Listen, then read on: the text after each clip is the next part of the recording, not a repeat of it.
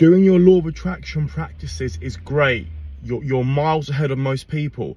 But if you're not taking physical action as well, then you're not going to be able to manifest what you want easily and quickly.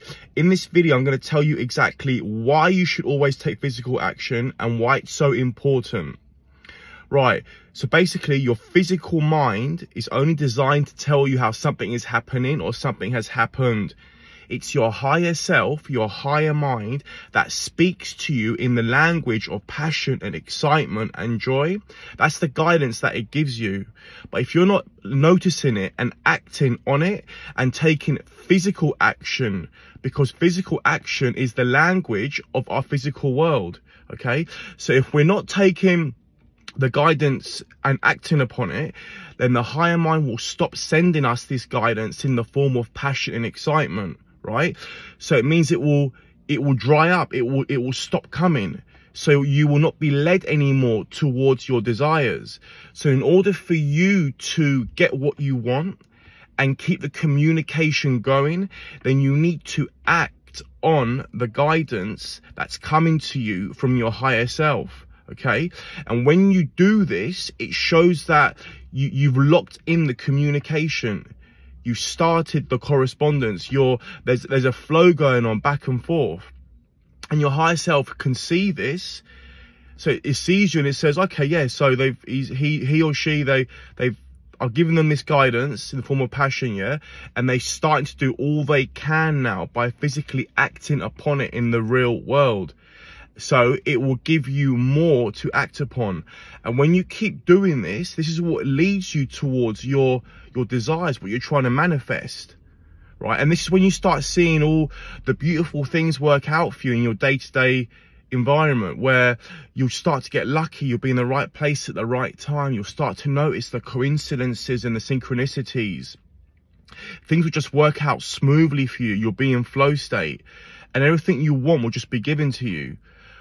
But the only way that you're going to notice this passion, inspiration and guidance is if your mind is not cluttered and you're not focused on the past or future. When I say past or future, you're not dwelling on negatively on things that have already happened, and you're not worrying about things that might happen in the future, that might happen in a negative outcome, shall we say. You're not anxious. You're just being present, living in the moment. You're being mindful of what's happening, so your mind is open to receive. Because if your vibration is low, right, if you're stressed or you have a negative emotion, then you block off the communication. Most of the time that's because you're not actually present, and it's in the moment where we receive this guidance where we're more open to it. Okay, so you need to get that aspect right as well. So let me summarize this video, okay? The physical mind is not designed to work out, your ideas of how you're going to get to somewhere where you need to go. Your higher mind knows exactly what it is that you want, and it knows the best path for you to get there.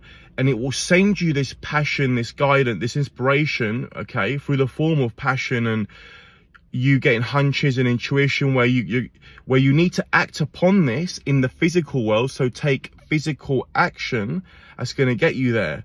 But in order for you to have a clear conduit with your mind, then you need to not worry or stress out about anything around you in your physical world. Because if you do this, if you respond negatively to what's happening to you, you cloud the communication.